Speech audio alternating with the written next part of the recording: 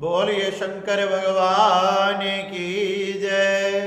बोलिए मेरे बांके बिहारी लाल की जय। आप सभी को श्री कार्तिक मास की हार्दिक शुभकामनाएं। श्री सुजी महाराज शौनकादिक 88,000 ऋषियों को कार्तिक मास का 10वां अध्याय श्रवण करवाते हैं। श्री सुजी महाराज पूछने लगे कि शौनकादिक 88,000 ऋषियों, आपको ज्ञात है कि भगवान शंकर का वह तेज कहाँ गया? तो शौनकादिक 88,000 ऋषियों ने पूछा कि हे सुजी महाराज, कृपया कर कर आप ही बताएं कि वह तेज कहाँ पर गया। कहने लगे कि श्री पृथु जी महाराज ने भी यह प्रश्न श्री नारद जी से कहा। तो श्री नारद जी ने कहा कि भगवान शंकर की आंखों में से जो अग्नि में तेज प्रकट हुआ वो जाकर क्षीर सागर के संगम पर गिर पड़ा। जैसे ही संगम पर गिरा, समुद्र के संगम पर गिरते ही उसमें से एक बालक प्रकट हो गया जो बड़ा ही दिव्य था, बड़ा ही तेजस्वी था। वह बालक प्रकट होते ही रुदन करने लगा और उसके रुदन से तीनों लोग कांपने लगे। उसका रुदन इतना भयंकर था कि सभी देवी देवता, लोकपाल, यक्ष, किन्नर, गंधर्व आदि उसके रुदन को सहन नहीं कर पा रहे थे। सब अपने कानों को बंद कर कर इधर उधर भाग रहे थे। उसका रुदन इतना भयंकर था कि सभी देवी देवता इधर उधर भागने लगे तथा जब कोई रास्ता नहीं दिखाई दिया, कहीं से पता नहीं लगा कि यह आवाज कहां से आ रही है, तो सभी ब्रह्मा जी की शरण में पहुंचे। जब सभी ब्रह्मा जी की शरण में पहुंचे, सबने बताया कि हे ब्रह्मा जी, हमारी रक्षा करो, यह भयंकर रुदन पता नहीं कहां से प्रकट हो रहा है। जब ब्रह्मा जी ने ध्यान लगाकर देखा तो सत्यलोक से उतरकर श्री ब्रह्मा जी पृथ्वी पर आए। पृथ्वी पर आकर समुद्र के किनारे जब रोते हुए इस बालक को देखा, जैसे ही ब्रह्मा जी को समुद्र ने देखा तो समुद्र ने खड़े होकर प्रणाम किया और इस रोते हुए बालक को ब्रह्मा जी की गोद में सौंप दिया। ब्रह्मा जी की गोद में सौंप कर कहने लगे, हे ब्रह्मा जी, आप इसका जात कर्म संस्कार करें। ब्रह्मा जी कहने लगे कि ये कौन है, कहां से प्रकट हुआ, कहां से आया?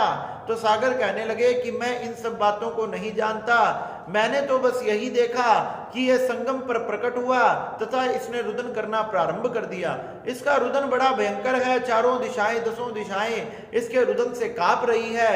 हे ब्रह्मा जी, कृपया करके आप इसके भविष्य का फल बताएं कि इसका भविष्य कैसा होगा, इसका जात कर्म संस्कार करें। जैसे ही ब्रह्मा जी को सागर ने ये बातें बताई और ब्रह्मा जी की गोद में वो बालक था, इतने में तो ब्रह्मा जी की दाढ़ी को छेड़ते छेड़ते उसने ब्रह्मा जी का जोर से गला पकड़ लिया। गला पकड़कर ब्रह्मा जी का जोर से दबाने लगा और इतनी जोर से ब्रह्मा जी का गला दबाया कि ब्रह्मा जी की नेत्रों से आंसू टपकने लगे। जैसे ही आंसू ब्रह्मा जी के नेत्रों से टपके, ब्रह्मा जी ने बड़ी मुश्किल से अपने गले को छुड़वाया। जैसे ही गले को छुड़वाया, कहने लगे, सागर, तेरे इस पुत्र का नाम जलंधर होगा। अरे ये महान प्रक्रमी, महान योद्धा, महावीर तथा वेद पुराण शास्त्र पुराणों का ज्ञाता होगा। इसे युद्ध में भगवान शंकर के सिवा कोई नहीं हरा सकता। अरे ये तो इतना शक्तिशाली होगा कि भगवान विष्णु पर भी विजय प्राप्त कर लेगा। जब ब्रह्मा जी ने ऐसी बातें बताई तो सागर बड़ा प्रसन्न होने लगा कि मेरा पुत्र महान प्रक्रमी, महान योद्धा होगा। ब्रह्मा जी कहने लगे, और तो और इसकी पत्नी बड़ी ही धार्मिक होगी, जो सत्य की राह पर चलने वाली, धर्म की राह पर चलने वाली, बड़ी सत्य साध्वी, मधुर भाषा को बोलने वाली, मधुर वाणी को बोलने वाली, बड़ी रूपवान तथा एक पतिव्रता नारी होगी। जब ब्रह्मा जी ने ऐसी बातें सागर को बताई तो सागर बड़ा ही प्रसन्न हुआ। ब्रह्मा जी ने ये सब बातें सागर को बताकर श्री दैत्यराज शुक्राचार्य जी को बुलाया और शुक्राचार्य जी को इस बालक को सौंप दिया और इसका राज्य अभिषेक करवाया। ब्रह्मा जी ये सब बातें बताकर वहां से फिर से सत्यलोक में चले गए और सागर बड़ा ही प्रसन्न हुआ कि मेरा पुत्र इतना बलवान होगा। अब तो सागर बड़ा प्रसन्न होकर अपने घर में लौटा, उसका लालन पालन पोषण करने लगा, उसकी रक्षा करने लगा। धीरे धीरे वह बालक और बड़ा होने लगा। जब बड़ा वह बालक हो गया तो उसे दैत्यों का राजा बना दिया गया और दैत्यों का राजा बनाकर एक दिन काल नेमी दैत्य को बुलाया गया।